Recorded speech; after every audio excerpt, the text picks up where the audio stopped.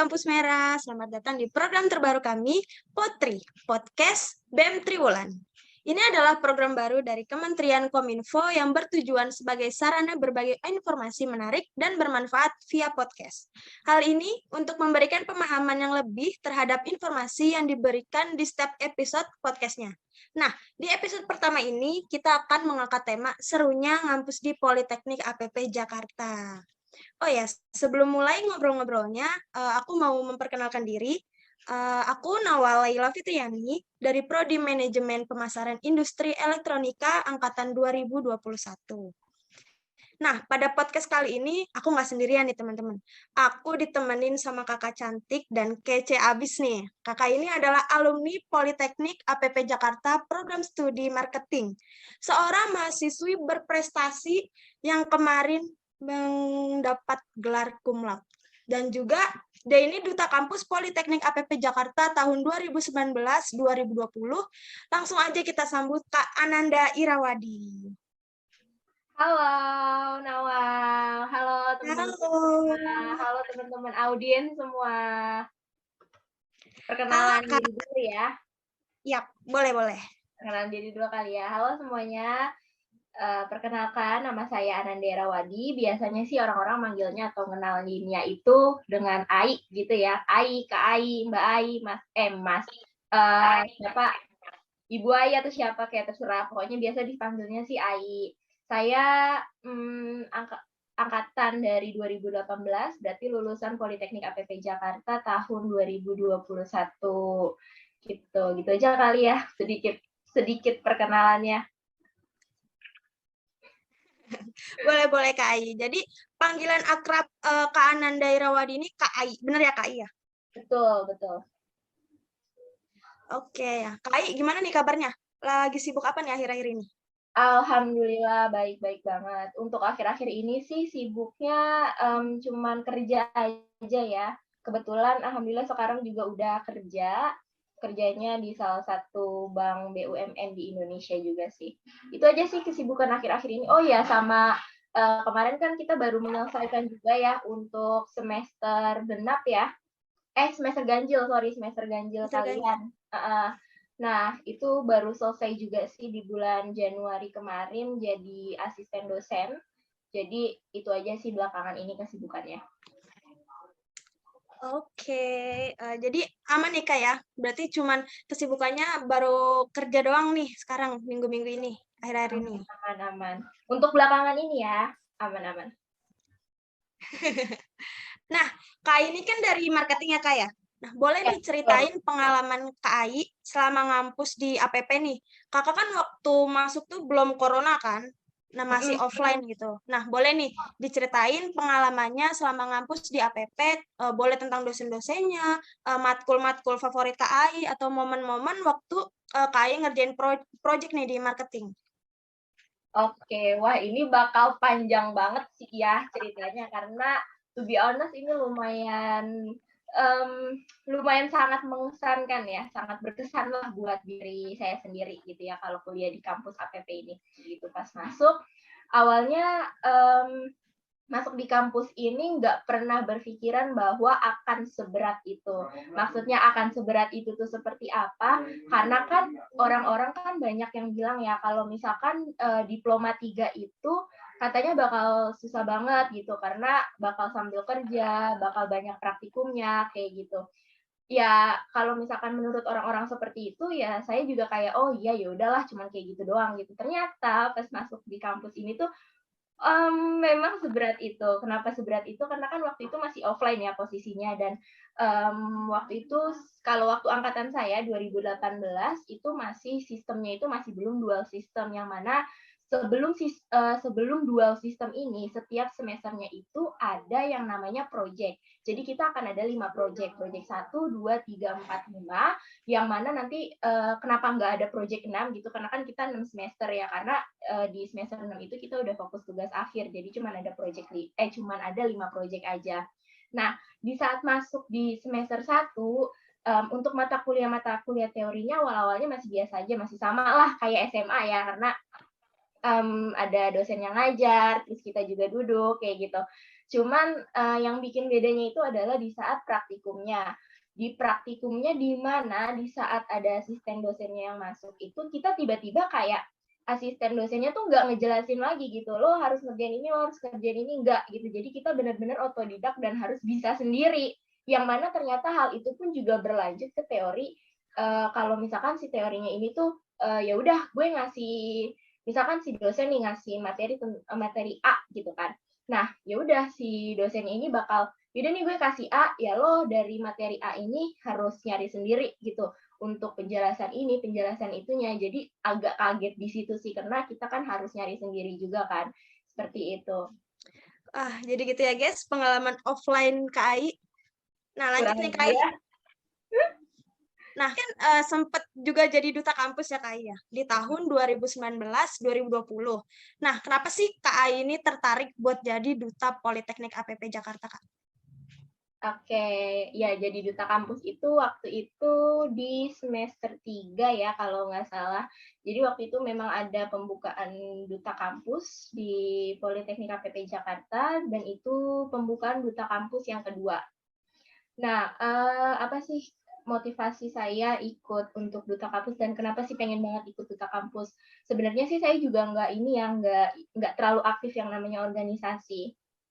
Tapi saya di saat pembukaan duta kampus itu, saya berpikir kalau misalkan untuk menjelajahi dunia atau menjelajahi dunia perkampusan itu, kita tidak bisa yang namanya hanya berfokus terhadap akademik saja. Karena kan di semester 1 sama semester 2 kan saya hanya fokus di akademik aja, kayak, aduh IPK gue harus tinggi nih, IPK gue harus segini, segini, segini, gitu. Jadi saya di situ mulai terfikirkan bahwa sepertinya pengalaman tidak hanya dilandaskan dari praktikum yang bikin deg-degan atau mungkin dari teori yang teori yang mana si dosennya nyuruh kita untuk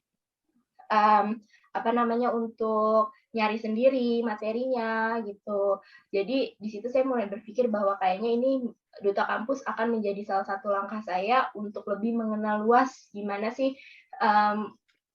relasi terhadap orang lain itu seperti apa, terus kalau misalkan untuk bertemu orang itu seperti apa, berkomunikasi dan lain-lainnya gitu. Jadi di situ menjadi dengan pikiran itulah yang menjadikan saya memutuskan untuk join gitu, jadi duta kampus Politeknik APP Jakarta kayak gitu. Jadi akhirnya pun daftar karena motivasi hal tersebut sih, kayak gitu. Karena kesadaran tersebut akhirnya join dan mengikuti seleksinya, alhamdulillahnya keterima. Gitu.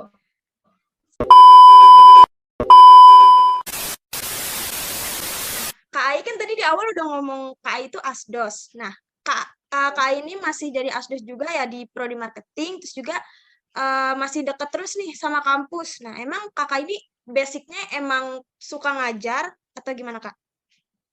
Saya kebetulan memang background-nya itu pendidikan, maksudnya background pendidikan tuh emang kebanyakan tuh yang guru gitu. Dan mungkin memang ada mengalir lah di dalam darah tuh emang udah suka ngajar gitu ya. Mungkin ya. Jadi ada basic tersendiri lah untuk mengajar gitu. Terus selain itu juga bukan hanya sekedar itu aja sih, bukan kayak suka ngajar ya jadinya pengen ngajar, nggak gitu juga, tapi memang saya merasa saya juga ada titik di mana saya merasa kalau ilmu yang saya dapetin ini kayaknya perlu di-share deh sama teman-teman yang lain gitu, karena kan banyak juga nih teman-teman di kelas suka nanya sama saya kayak ini gimana sih Ai, ini gimana sih untuk ini materi ini gimana sih, kita sering diskusi bareng, sering belajar bareng, dan di situ saya merasa kayak teman-teman tuh suka kadang tuh teman-teman suka mengerti sama penjelasan dari saya. Nah, mulai dari situlah saya merasa kayak kalau gitu kenapa enggak saya share juga ke adik-adik gitu, kenapa harus cuma ke teman kelas aja gitu, maksudnya kalau share ke adik tingkat kan juga biar mereka juga bisa jauh lebih paham lah sama apa yang telah saya miliki gitu, untuk saya bisa share juga ke teman-teman atau ke adik-adik kelas juga gitu. Jadi akhirnya dengan saya yang mungkin berbicaranya bisa menjelaskannya sih, lebih ke tepatnya menjelaskannya lebih enak dan lebih bisa ke adik-adik, jadi akhirnya ya udah akhirnya dicoba untuk bisa melakukan hal tersebut. Jadi diputuskanlah untuk menjadi asdos deh, kayak gitu sih. Karena dari di kampus itu ada beberapa titik di mana yang bikin saya merasa bahwa oh saya harus melakukan hal ini gitu. Entah mengapa ya tiba-tiba ada hal seperti itu gitu di saat di kampus Politeknik APP Jakarta gitu. Nah, baik banget Kak Ai ya. Jadi ilmunya nih nggak di-keep sendiri nih, jadi di-share ke adik-adiknya. Nah, terus Betul. apa aja nih Kak Ai pengalaman seru selama jadi asdos di APP Kak Ai? Pengalaman seru. Sebenarnya kalau ngajar tuh seru-seru aja ya. Pasti seru banget malah kalau misalkan ngajar adik-adik kelas. Karena kan dengan mengajar adik-adik kelas, saya itu tidak hanya sekedar memberikan ya, tapi pun saya juga mendapatkan banyak hal dari adik-adik kelas. Atau adik-adik tingkat sih. Kok adik-adik kelas ya? Kalau adik-adik kelas SMA ya, adik-adik tingkat. Sorry. Adik-adik tingkat gitu. Apa sih yang saya dapatkan dari adik-adik tingkat? Jadi ada timbal baliknya juga nih, dan berguna banget untuk dunia kerja.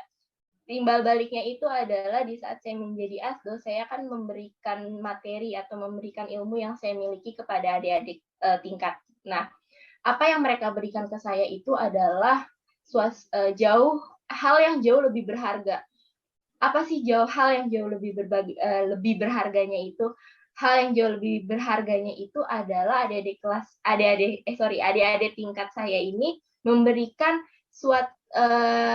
memberikan saya suatu pelajaran hidup yang sangat berguna banget untuk kerja. Yang pertama, mereka itu memberikan saya sebuah pelatihan kesabaran diri, pelatihan mengontrol emosi. Nah, dengan hal itulah saya bisa untuk mengontrol emosi, mengontrol kesabaran dalam hidup gitu, dalam menjalankan hidup itu seperti apa, dalam menangani orang tuh juga seperti apa. Lalu yang kedua, mereka pun juga memberikan saya tantangan atau challenge agar saya bisa jauh lebih mengenali orang-orang tuh seperti apa, agar saya bisa lebih tahu, oh kalau Nawal kepribadiannya tuh seperti ini, oh kalau Tias tuh kepribadiannya seperti ini, gimana sih cara ngadepin Nawal, gimana sih cara ngadepin Tias gitu.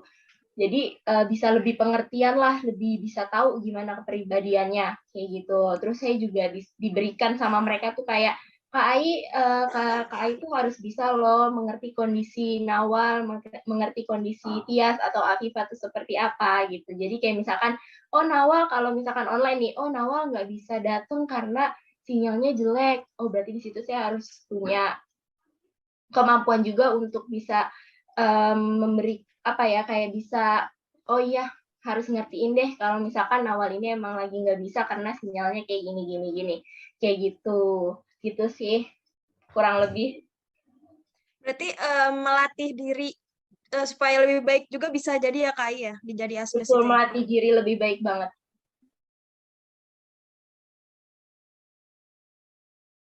Nah, yang terakhir nih Kak, boleh kasih closing statement nih dari Kak Ai buat Sobat Kampus Merah yang masih harus menjalani kuliah di masa pandemi ini. Oke, closing statement ya untuk teman-teman semua dari Sobat Merah, Sobat Kampus Merah dari semua jurusan marketing atau manajemen pemasaran, PIWAR, perdagangan internasional, dan ML atau manajemen logistik, manajemen logistik industri elektronika. Untuk teman-teman semua harus tetap semangat ya. Ya seperti yang saya bilang, kalau misalkan teman-teman sudah bilang tidak bisa, ya udah pasti tidak bisa. Tapi kalau misalkan teman-teman bilang bisa, pasti bisa. Walaupun memang di saat teman-teman bilang kalau misalkan, oke, saya bisa ngerjain ini, tapi saya tidak sebisa dia, itu belakangan. Itu adalah hasilnya. Yang penting adalah teman-teman harus bisa mengucap bisa dulu. Kalau misalkan teman-teman udah mengucap bisa, mau bisanya teman-teman itu cuma 50% atau mungkin teman-teman cuma 30%, maksudnya 30% itu ukuran secara keseluruhannya gitu loh. Jadi kayak misalkan, oh ini yang bisa banget tuh 100% misalkan. Nah, teman-teman ternyata merasa diri teman-teman cuma bisanya tuh cuma sampai 30%, itu nggak masalah. Yang penting adalah bisa dulu. Gitu. Karena kebanyakan mahasiswa sekarang, saya lihat ya sebagai asdos pun, juga kebanyakan tuh kayak, kalau dikasih tugas nih, terus mungkin dia saking paniknya ya, akhirnya dia chat saya kayak, Assalamualaikum Kak Ai, mohon maaf Kak, saya sepertinya tidak bisa untuk kayak gini. Padahal dia bisa, cuman dia tidak ingin mengucapkan hal bisa gitu. Dia lebih pesimis dan lebih memilih untuk melakukan atau mengatakan hal tidak bisa. Seperti itu. Jadi itu penting banget karena untuk memacu diri sendiri juga ya, biar diri sendiri itu lebih positif juga, sehingga bisa menjalankan untuk perkuliahannya itu dengan positif. Karena kalau misalkan sudah dari awalnya aja atau dari dasarnya aja sudah negatif terus, sudah menganggap kuliah susah, mata kuliah ini susah, dosennya nggak enak, asdosnya ngeselin, dan lain-lain, itu bakal terbawa terus kayak gitu. Tapi di saat kalian semua nih nelen aja deh, udah deh gue telan aja deh, mau misalkan lo misalkan lo itu mata kuliahnya itu nggak enak, atau mungkin dosennya itu ngeselin, asdosnya itu judes, nggak pernah bales chat. Kalau misalkan lo udah mempunyai keinginan untuk nelen itu semua, pasti lo bakal ngeluarin kata-kata lo bisa, bukan lo nggak bisa.